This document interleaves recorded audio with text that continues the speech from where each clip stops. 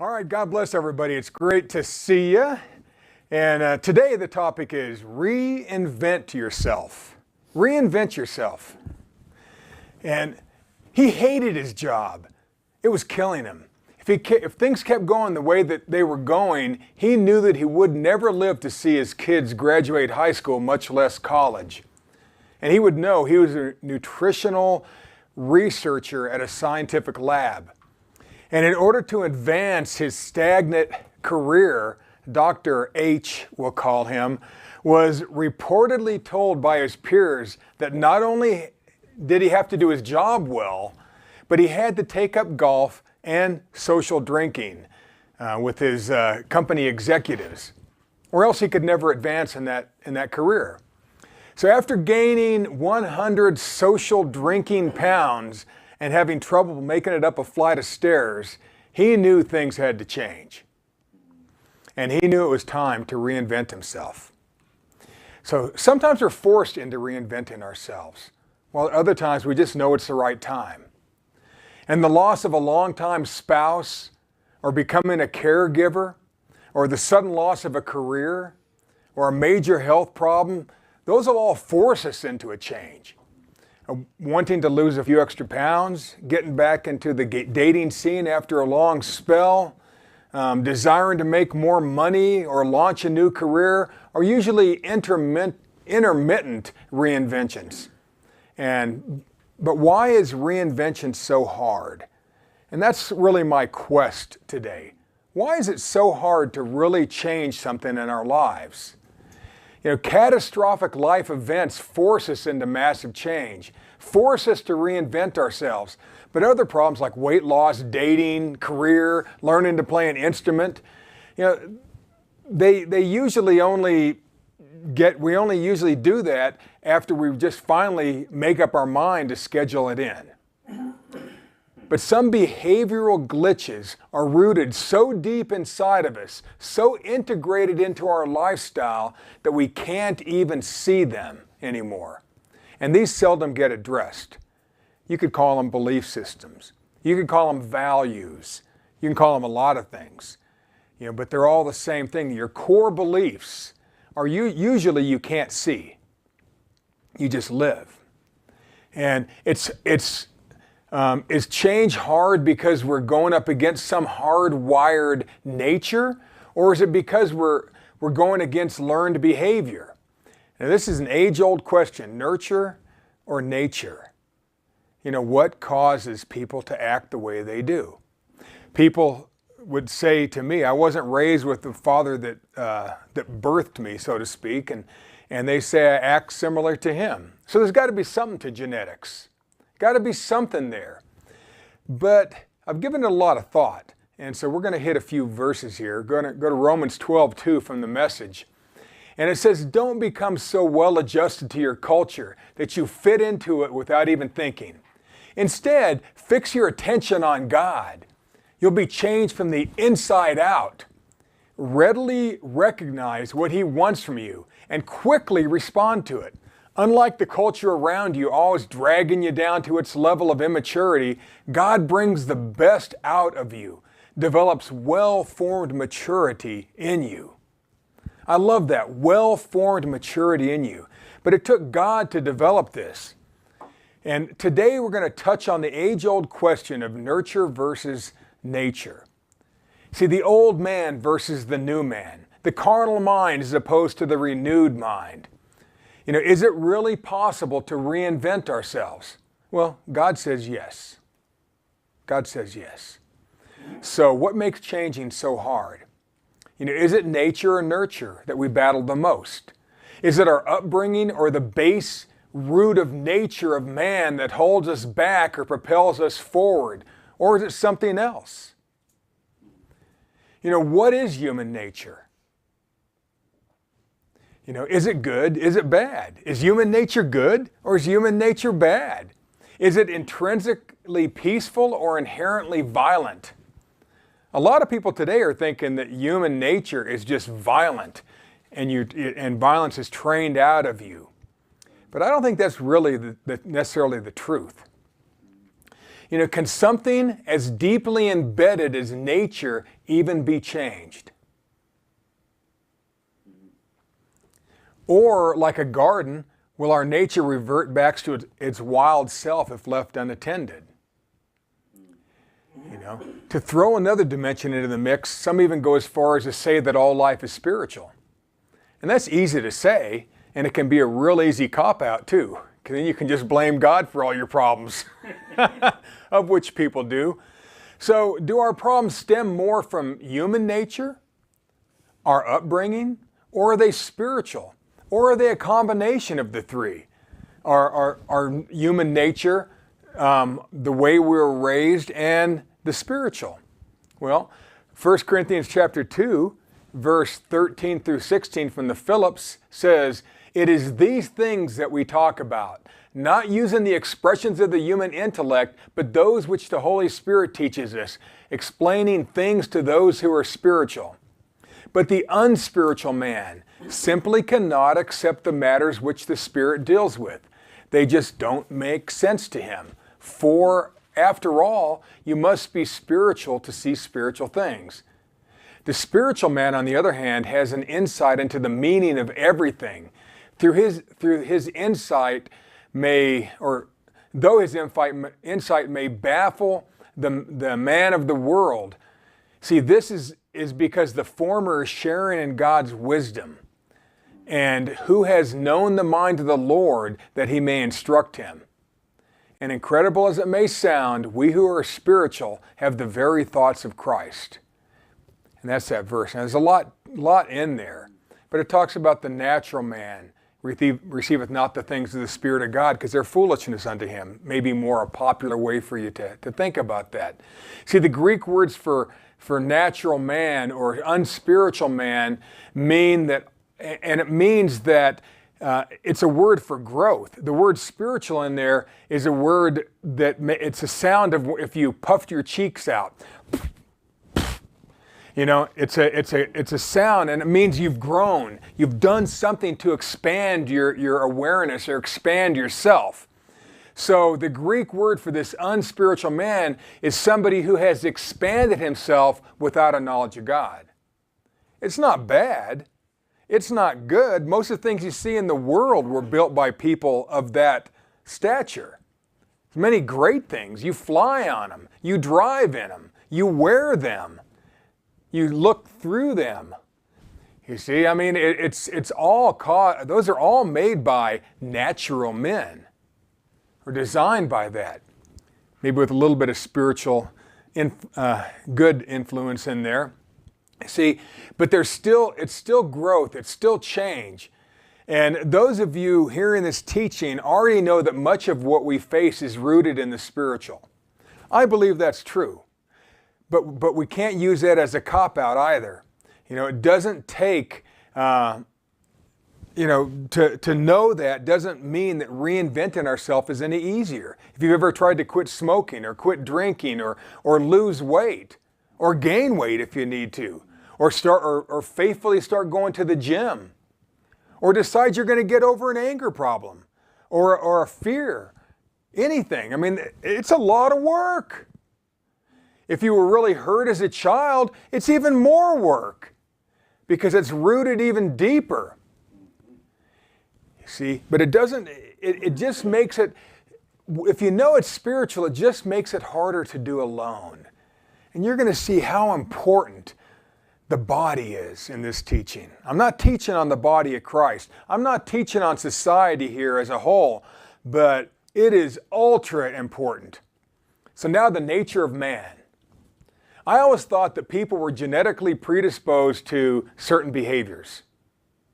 I thought it was just in our DNA. That kid acts like that. He was born like that. He's always going to be like that. She's always been that way. She's always been happy. So she's born happy. She's always going to be happy. I thought that people had to be trained to be bad or to be racist or to be mean. And this is when I was a kid. I'm going way back. I also thought that everyone was basically born God hungry. I thought everybody knew about God and had an interest in God. And I also thought that there were specific behaviors common to all humanity. Behaviors is built into humanity as a smile or a reflex, like when the doctor hits you below your knee and your leg kicks out. I thought things were just built in, but apparently this is not the case. My thinking about the unity of human behavior began to change when I was a child living in Japan. And I was building some backyard project with some Japanese kid, and this kid hit his thumb with a hammer. And instead of hearing what I thought was a universal word for sudden pain by hammer, ow, or ouch, followed by a string of 4-letter words that a young person shouldn't even know, the kid screamed, "Itai, tai, tai, tai, tai, tai, tai, tai." And that was Japanese for ouch. And my little red-headed mind blew just a little bit. And he didn't say ouch. I thought everybody says ouch. He said itai. I say ouch. And so I thought something's different here. Because I thought ouch was just something that you said when you hit your thumb with a hammer. So maybe we're a little more unlike my friends than we are alike. No offense, Maya Angelou. See, what is the nature of man? What is the nature of man? Where does it come from? Is humanity genetic? Do all humans share similar qualities? Well, I sure thought so. I hear people say, well, people are people. Well, I think, you've all heard that. People are people. People are basically the same everywhere you go. Well, I don't necessarily think the same way anymore. It's similar, but there's a reason. Are our human qualities built in? Are they just built in? And if not, where did we learn them? How did we learn to be a human? Do you even need to learn to be a human? Do you need to learn to be a Christian? How far back in time did we humans learn how to be humans? Where did we learn to walk on 2 feet, to eat cooked food, to speak a language, to smile, to cry, to laugh, to show empathy? Where did we learn those things? Studies show that even cave people lived in communities. Sometimes it even showed that they cared for the sick. There's people with, they show bones of a person with one arm. Well, that person would never be a hunter. But the fact that it lived to a ripe old age means the rest of the community took care of it. That shows empathy and compassion. Had they learned that? Had they learned to walk on their feet? Had they learned about fire or to make stone tools or to put little art on walls far better than I can draw? Think about it. You think, oh, they weren't human. Well, more human than some people today. What does it mean to be human? How can humans reinvent themselves? How can human personality be changed? How did it even get out of whack? How does it get out of whack in our lives? Why is it so hard to change? To quit some behavior or to take on a new behavior? Why? Can we reinvent a part of our lives? The answer is absolutely. You can absolutely reinvent. Wild child. About the time I heard that Japanese kid hit his thumb and scream, "Itai!"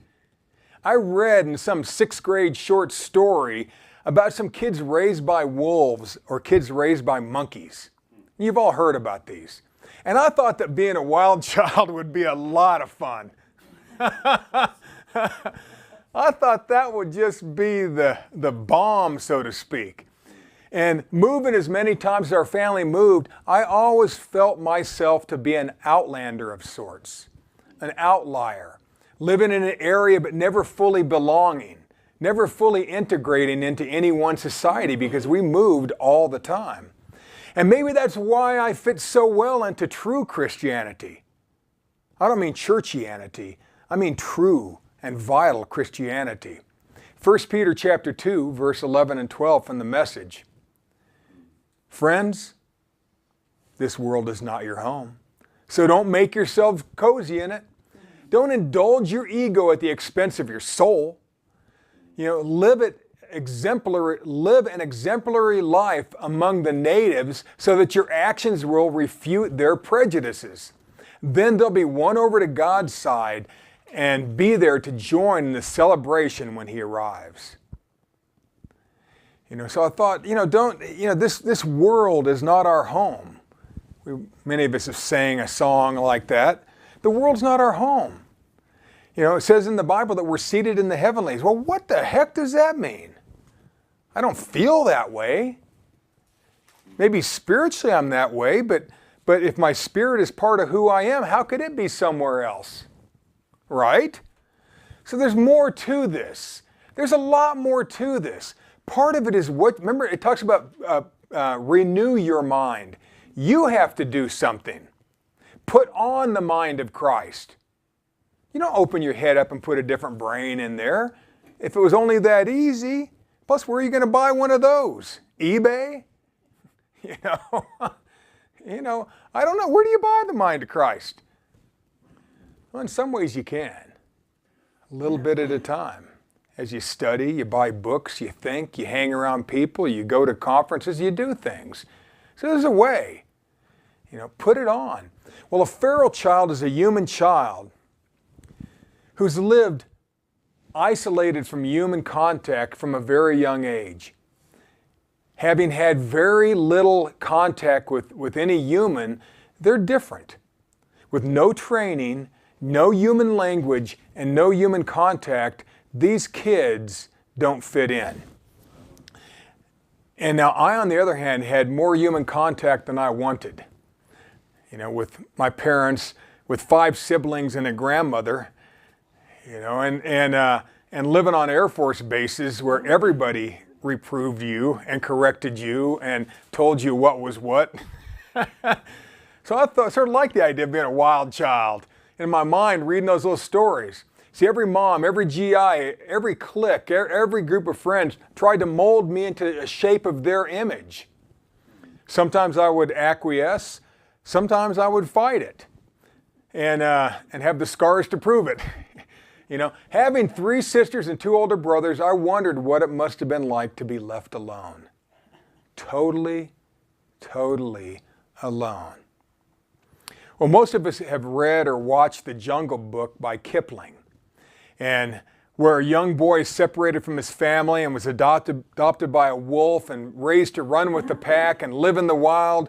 And Mowgli's bear friend and protector Baloo said, and I quote, "I speak for the man cub. There is no harm in a man cub. I have no gift of words, but I speak the truth. Let him run with the pack and be entered with the others. I myself will teach him."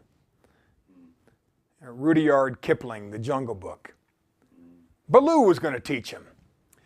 Mowgli was isolated from the rest of humanity and lacked the skill to act like a human until he was reunited with other people.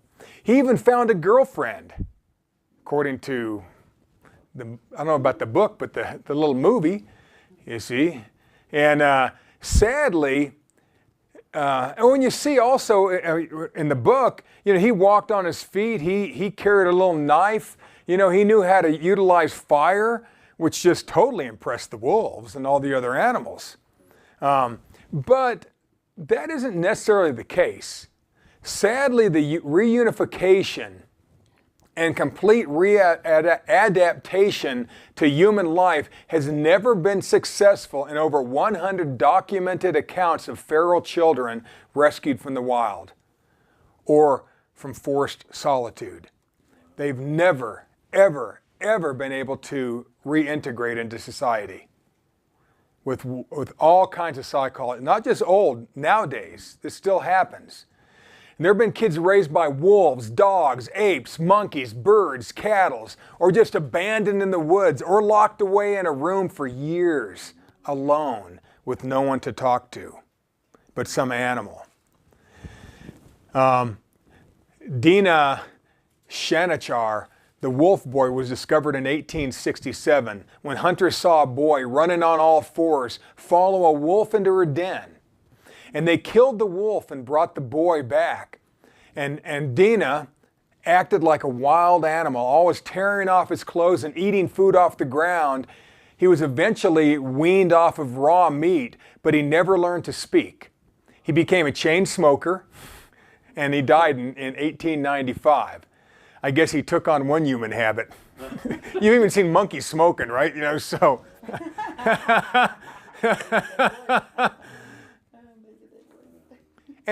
And to a lot of people, those kids way back in the 1800s and early in the early 20th century, you know, they were just put on for show.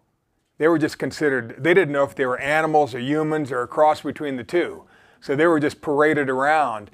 There was psychologists as time went on that would try to study them. The Cambodian jungle girl was found in 2007. And she spent 19 of her 29 years in the wild. And she had once walked, but after so long alone, she preferred to crawl and hated wearing clothes. This is when they brought her back into civilization. And she never learned to speak in sentences, never. And in 2010, she disappeared back into the jungle, has never been seen again. You know, the Russian bird boy was not raised in the wild, but was left alone in a room with the birds that his mother raised. And she fed him, she clothed him, she never beat him, but she never ever talked to him. And when the social workers finally found out about this kid and removed him from the conditions in 2008, he couldn't talk. He just chirped and flapped his wings like his arms like a bird. He was never able to socialize he's never since been able to socialize like a typical human, so he's been institutionalized. Oksana, the Ukrainian dog girl, was neither feral nor confined. She was just ignored by her rural alcoholic parents. When she turned 3, her parents no longer allowed her to go into the house, but they banished her to live with the dogs in the shed. And when the authorities found her in 1991, she growled at them. And she scratched the walls like a dog might. And she never learned to talk. And now at age 26, she lives in a home for the mentally handicapped and feels most comfortable with dogs. Now, the reason I mention children raised in the wild or being totally neglected is that in every case where a child was deprived of human contact during their formative years, they were severely limited in their ability to behave like humans, and they were never able to pick it back up. Isn't that crazy? Never able to. None of them have ever been able to talk in sentences. They can learn a word or two. You know, for example, most of them can never learn to use a toilet. Most have trouble learning to walk upright, and they prefer crawling. You see, their entire life they'll do this. Plus, they typically display complete lack of interest in human activity unless food's involved, like an animal. You see, and most show no empathy, and most of them can't cry. Think something's wrong in there?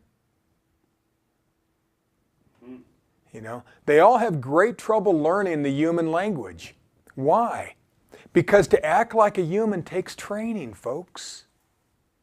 To act like a believer takes more training. Those wild children didn't go into the pack, use some deep-rooted human skills that are genetically engineered into them, stand up on their hind feet, shape tools, make fire, and elevate the life of the dogs. None of them did that. They went backwards. They all lowered their actions to that of the wolves, the dogs, the cats, the birds, and the sheep. You know, makes you wonder how early man, caveman, the Neanderthal, Cro-Magnon, advanced at all. It had to come through training, folks. It's not instinct. If being a human was instinctive, then those kids would have just naturally done it, right? I mean, doesn't a little colt stand right up on its feet? Don't they? Little elephants, little giraffes, I mean, it's instinctual. Birds, as soon as they get their full feathers, they're flying, they're kicked out of the nest. But humans, it's not the same. It takes us. It takes a family. It takes people. It takes books. It takes training. It takes education to fully develop, and it takes it at a certain time of life. You know, I was getting my hair cut at where my wife and I do at this lady's house, and she's young. She has 3 young kids, and when we were walking back up, they were all quoting their memorized verses. And I thought, well, that's pretty cool. You know, I mean, they're at the age where you know, they learn that there, it's going to be set in their minds. You know, just like you learned your arithmetic, you know, how to add, how to subtract, how to multiply, divide. Some people don't ever learn that stuff. I remember running into my first adult who didn't know how to read. I was hitchhiking from Fort Worth, Texas to Austin to go to a concert when I was 16. Of course, I was barefoot, thinking I was the wild child on a 110-degree pavement. And then I ran into another wilder child. And the kid asked, you know, how far it was. I said, there's a sign right there. You know, it's like 130 more miles to Austin. And he went, I can't read. I said, what do you mean you can't read? I said, did you go to school? Yeah, I graduated high school. I said, how do you graduate high school and not read? He said, the teachers just wanted to shove me along to get me out of there. I thought, I'd never met somebody who couldn't read. People started reading at 5 when I was a kid, 5 or 6. Now it's even earlier. They're teaching kids. I've seen babies in diapers reading, which is freaky. But somebody's worked with them.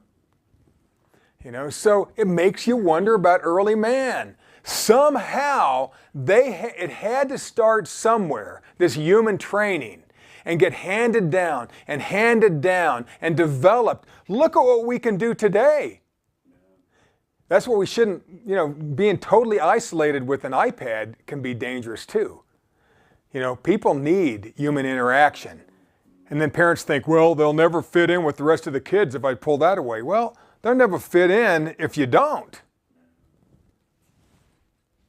Because bottom line, you know, personality is going to go a lot farther than knowledge in life. You know, we know a lot of brainy idiots, you know. So they're usually the people you hate having a cubicle next to, you know, or they're usually the ones you have to answer to, right? Because they test well, you know, as bosses, you know. So, well, enough on that. Even compassion takes training. Gratitude takes training. Belief takes training. How to even believe something. How to have a vision beyond the now. Somebody taught us how to do that. Somebody taught you how to dream. The world may not be our home, but this is where we learn to function in society. We need society as much as society needs us, and it does need you. Without our parents, family, friends, teachers, coaches, books, and our culture in general, we would never be able to understand the spiritual things of God. You'd have to go by what somebody else said if you can't read. Some people get involved in groups and they don't read, and they just blindly follow what the people say. And then they're dyed-in-the-wool believers of that religion or that sect of a religion. And it's sort of sad when people stop thinking. I think God never wants us to stop thinking. It's a renewed mind. It's a Greek word that means up in quality. You're always putting new thoughts in your mind of a higher quality. How do you do that? It's not, I mean, have you ever read the Bible so much that you read something and it doesn't sink in anymore? So you try another version and then it's something new. Then you read a book about something and you go, whoa. And you read another book, whoa. And you read something, it's like, you know, we just keep growing, just keep building, keep bettering.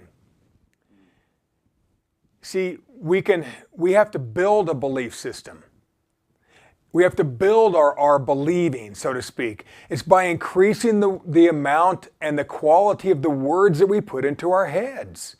That's what we do to those children. But there's a point where they will not receive things the same. You see, now we know that faith cometh by hearing, and hearing by the word of God, right? Romans 10:17. Now, when Paul taught this, those were pretty pagan, dyed-in-the-wool pagan. I mean, they were dyed-in-the-wool pagans, these Romans who were turning on to Scripture. I mean, they had deep, strict rituals. They did things that we would never think would be normal in a church. I mean, they did some crazy stuff, the Romans. But the wild thing is even somebody who's so deeply rooted, they can change their mind too. They can learn more truth. They learn some truth. Every religion has some truth, does it not? They all have something. The Romans, like I taught last week or the week before, they thought human sacrifice was craziness. Yet they would sacrifice 900 people in a stadium because that's sport. That's not a sacrifice, you see. But they thought the Druids were evil. And they thought Christians were flat out nuts because we had no rituals. Who are you? How can you have a religion with no ritual? It just didn't make sense to them. That's why they hated Christians. They hated them so much they would kill them. We'll get to that in a little bit. But we have to build it. That's why reading is so important, folks. Did you know that most people after high school will not even read one book a year? After college, it's almost the same. Not even a book a year. The top earners in our society, they all read between 50 and 60 books a year. It's my goal to read 50 books a year. And I read at least one a week. Or I listen to it on Audible. But I always want to be getting better and better and better, because who's going to change me but me? If I don't change my own life, that means I'm allowing somebody else. I haven't liked that since I was a kid. See, these Pharaoh kids never learned to believe. Or should I say they never learned how to visualize a dream. They can't. Who taught them? A dog's going to say, just imagine, woof, woof, what life can be, woof, woof, if you could actually build a bigger den. They don't think that. You see, to visualize. Nobody taught them to visualize, yet you were taught since you were a kid. All those fairy tales and stuff were all to make your mind think and to dream and to fantasize. Some are good, some were bad, but it got you thinking beyond yourself. To plan. To plan. Very few animals plan, and the ones that do, it's very short-sighted. And they plan so they can get food or to get a mate. And that's about it. You see? And these Pharaoh kids had no one to bounce their future ideas off of. Their siblings and their friends at school. They had nobody to bounce ideas off of. Because they couldn't even really communicate with a dog. How lonely. To be raised with birds, an ostrich, a cat, a pack of dogs, wolves, pumas, monkeys, apes. Crazy stuff, but it's happened with all those. They'll adopt those kids sometimes. It's not just a story. It's a story because it was true. Even happened in Kipling's day, the 1800s. You see, so, you have to bounce ideas off of each other in order to advance. What do you think about that? You ever do that with somebody? What do you think? Here's what I'm thinking. We all do. What do you think you have so many stupid business meetings for? Every Monday morning, 10 a.m., we have our meeting. I do it every Monday, We just bounce ideas off of each other. Then wait for next Monday. Now we do it all week, really. But that's just one time where everybody's together. So they may be boring, but it's totally human. It's a totally human thing because it gets you thinking. You ever watched a movie that got you thinking? You go, God, I could do better than I'm doing now. I could have a better relationship than I'm having now. Well, you just imagined something. You just believed something.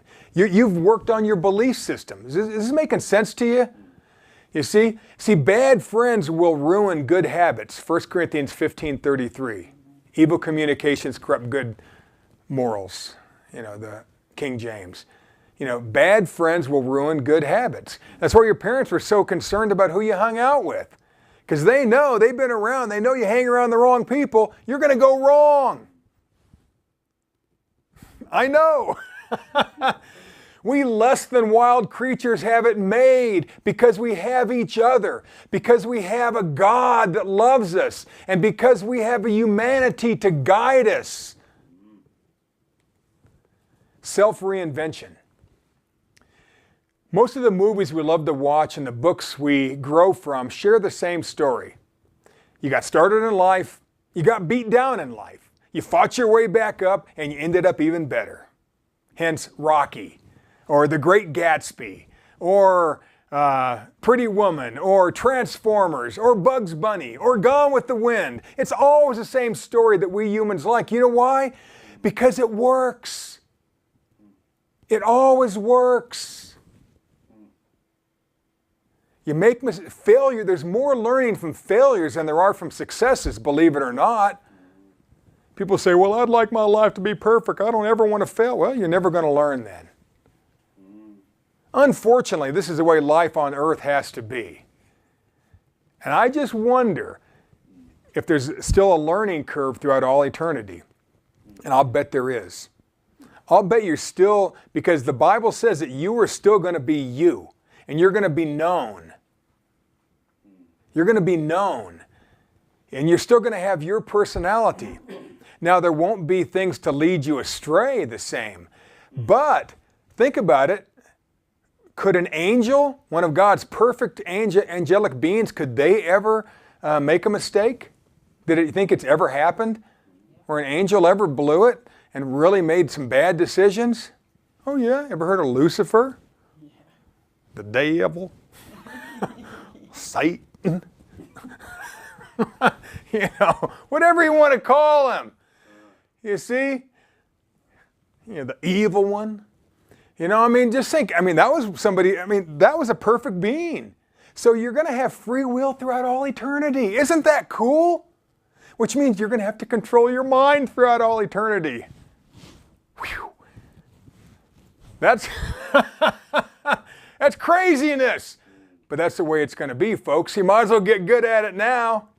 The Franciscan priest, Richard Rohr, in his book, Falling Forward, a spirituality for the two halves of life. Okay, falling upward, a spirituality for the two halves of life, said that many of us undergo a life of spiritual transformation that begins with some sort of loss or disappointment. Quote, normally a job, fortune, or reputation has to be lost, or a death has to be suffered, a house has to be flooded, or a disease has to be endured. End of quote. Sadly, we humans won't make great changes until we have to make a great change. And so that's why it's so hard for you to lose those pounds. Because you don't have to. Until some doctor someday tells you better or you're going to die. Why wait for the doctor? What about that new job? Who are you waiting to tell you? The job doctor? You need to get a new job or you're going to die in that bad job. What are we waiting for? My God, how many books do you have to read to tell you you can have success if you want? Persist and you will succeed. Hell, there's so many thousands of pithy quotes running through my head that I won't say. You see, Job had to reinvent himself after he lost everything. Lost 10 children, lost all his wealth, all his businesses. And with the help of his friends, he came back and believed to amass twice as much as he had the first time. Job chose to reinvent himself. He could have chosen death. When I lived in Japan as a kid, I remember January 1st was a day that a lot of Japanese people committed suicide. I always heard about it. And I asked my mom why, and she said to save face. They have taxes or money due or they owe something, and they'd rather die than lose face in their family. They'd rather kill themselves. Now, I don't know if it's like that nowadays, probably not, but at that time in the 60s, they still held on to that culture, you see. I mean, so Job decided, I'm not going to. Even his wife said, why don't you just die? Just curse God and die, Job. You blew it because you're so afraid. How many families stick together after the loss of a child? Not many. Not many. What about the loss of 10 children? You see, now Moses, wasn't he raised in the lap of luxury? I mean, how much more luxury? He was the stepson of the richest and most powerful man on earth, the Pharaoh of Egypt. Remember that story from your vacation Bible school days? Yet when he heard the call of God clear enough, he led God's people out of Egypt. And he totally changed for the greater cause. That's Exodus 3, 9 and 10. See, Moses had to reinvent himself to lead the children of Israel out of Egypt. But it was a process. Remember, it was a process. He had to go and talk to Jethro, who was a prophet who wasn't even of the tribe of Israel, which makes you think, are there people who are prophets out there for God who aren't Christians? Is it possible? Yeah. If there was prophets who weren't children of Israel, there may be prophets who, I don't know. Just food for thought. But there's a lot more good in this world than you think there is. The reason society is as good as it is, as wacky as it is, it's still pretty darn good, you see. It's because there's good people out there teaching good things. And we need them, baby. See, so Moses had to reinvent himself. You think Jesus had to reinvent himself?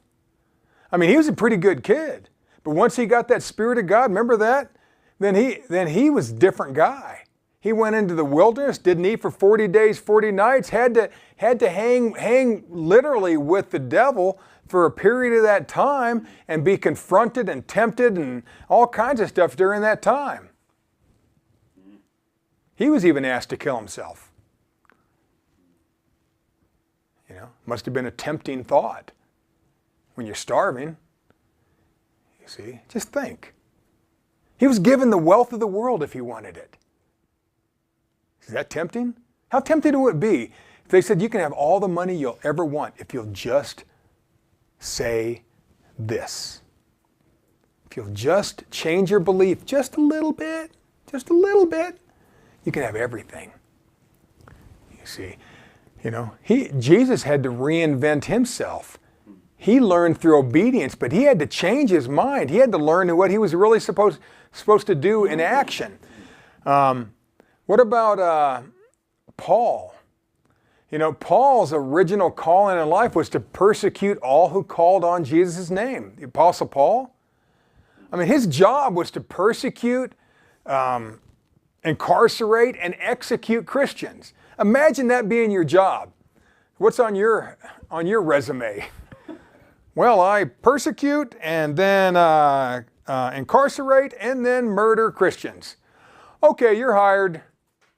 You're hired. We'll give you $47,000 a year for that. How about 50? Okay, 50. Somebody paid him to do this stuff. Crazy. And he was very successful at that career. He was the best ever. He was better than the Romans at it. And the Romans, you ever notice they didn't try to stop him? Why? I ask myself, with the rule of law like they had, why would they not try to stop Paul? You think they heard about it? Oh yeah, they heard about it. Because they hated the Christians too. It took unique Romans, and there wasn't many. Some of them saved Paul's life later on, right? Because of rule of law. But really, everything changed for Paul basically in a flash. You know, pun intended. Remember on his road to Damascus, the great light shone around him? And then he fell to the ground and a voice, said, "Saul, Saul, why do you persecute me?" He goes, "Who are you, Lord?" He says, "I'm Jesus who you're persecuting, fool." Now get up and go into the city and you're going to be told what you're supposed to do. So he got up, brushed himself off and went back into the city. And then a simple believer told him what he was supposed to do. And he did it, which was amazing. Now, Saul's dramatically and quickly reinvented himself to live for the Lord rather than against him. Where would we be today if it wasn't for Paul? We would not be sitting in this room. You wouldn't be listening to this audio or reading this text. See, Pharaoh kids don't change because they don't know how to think bigger than the immediate. Do you think bigger than the immediate, or is all you think about is how can I make more money? That's the same thing as a dang dog thinks. Where's my next meal coming from? Think about it. It's got to be much bigger than that. Multiple times bigger than that. How am I going to make enough money to pay the bills? A goat thinks about that. How am I going to get first to the pile of hay? Or silage. You see, Pharaoh kicked like that. Most people on earth only seek food, shelter, and clothing. Matthew 6:31 and 32 says that. It said even the Gentiles seek that stuff. He said, God takes care of you, man. God takes care of the birds of the air. He will take care of you. Think a Pharaoh kid thinks about that? Man, God's going to take care of me out here while I'm laying with my head on a warm little wolf. They're not thinking that. They're thinking where to get the next meal and where to pee so they don't get bit. You see? You got to think bigger than yourselves. So how do we reinvent part of ourselves? How do you change that little thing? You've already been trained how to believe since you were little. Not just since you started attending a church. You've been trained to dream. If you can dream, you can believe. If you don't like the word dream, I don't care. Visualize. You've been trained to visualize since you were a child. Imagine, if you don't like the word visualize. You've been trained to imagine having more than you have. Every time you see a movie about some rags to riches, you're thinking, man, I could do that. And we just go right back to work. Wonder how we're going to pay the bills the next month. And, it's just so, we just want to go back to the base. Humanity, if left alone, isn't going to advance. You're going to retract. It's proven with the Pharaoh children. They don't want to talk and they don't want to walk. They don't want to think and they don't care if you're hurt. They have no empathy, no tears, nothing. Because they were trained by animals to think that way. So how do we reinvent ourselves? How do we reinvent ourselves? Well, here's a few ways. There's many ways, but I just wrote down a few things. Never stop reinventing yourself. Try every day to be a little bit better. Start from scratch.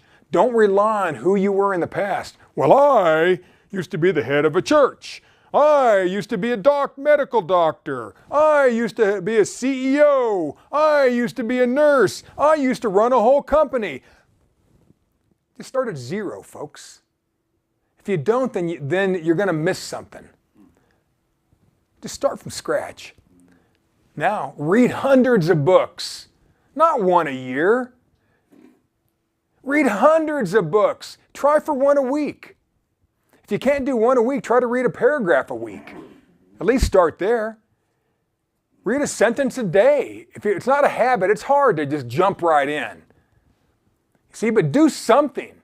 How else do you educate yourself? How do you put higher thoughts in if you can't put more thoughts in?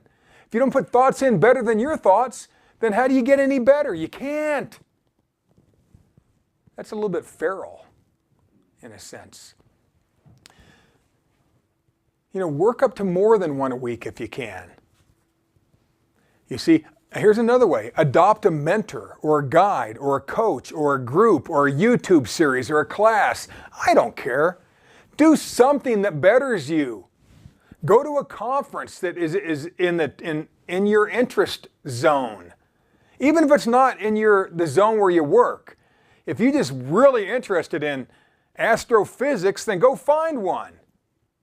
Watch TED Talks. If you don't know what you're interested in, you'll be interested in something. They're little 20-minute talks that are all pretty good. There's zillions of places on YouTube for you. So adopt a mentor, a guide, a coach, a group, a series, a class, something.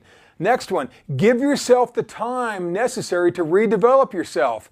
Typically, if you're starting a business, it's going to take you a few years to start making money. And you got to weather that storm. You may have to work 2 jobs for a little while. It's hard. You may have to go to college, get a degree, get a certification, do something to advance yourself, but give yourself the necessary time. You're not going to become great at anything in a week or a day or a month or a year, folks. Give yourself the time necessary. And then take definite action on that new you. Do something as you learn something. If you learn something, begin to apply it, and then it's going to become a part of you, be part of your repertoire. Don't get sucked back down. Your friends and family liked you the way you were. And I think you all know what I'm talking about. When you really start changing, a lot of times it makes everybody else nervous. And sometimes it makes them jealous because they really want to change, but they don't have the believing to do it. You do. You do. And then finally, I just want to say, stay grateful for your life every single day. A lot of people write down what they're grateful for every evening. Even if you had a crappy day, there's something to be grateful for. You breathed. Most of us can walk. That's something. You got a TV.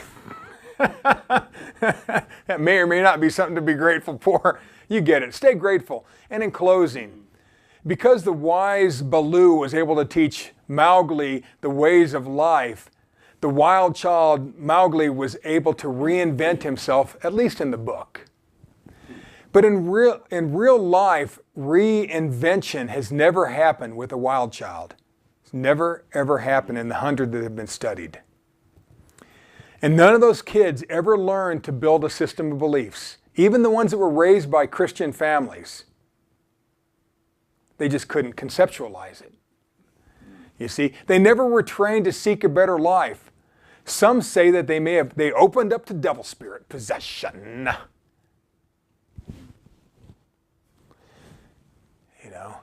And some say that, but you say it's got to be more than that, because to open up to spirit possession takes takes a believing process. So if you can start one, you can end one. If you're around good people, that believing process changes. You see, but for some reason, those formative years are so vitally important. If you have kids or grandkids, or you're planning on it, it is so vital, those first 10 years of life, especially the first 5. You see, and if you didn't have a good childhood, you got to work harder, folks, than anybody else ever had to work. But that's what you have a life for. That's why they call it life. You see, even the cavemen did better than these feral kids. For the feral, life revolves around food, shelter, and sleep. Same thing with most of the people on earth, especially if you want a reinvented life. We need that wealth of knowledge that was handed down from our parents, our siblings, our friends, our teachers, our coaches, our movies, our books. We need that stuff, folks.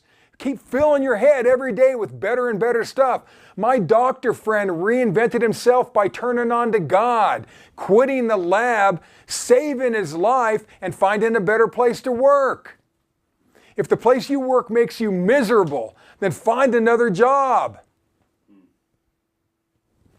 For Paul, it took a miracle face-to-face meeting with Jesus Christ. How cool would that be? Probably thankful you don't have to have that.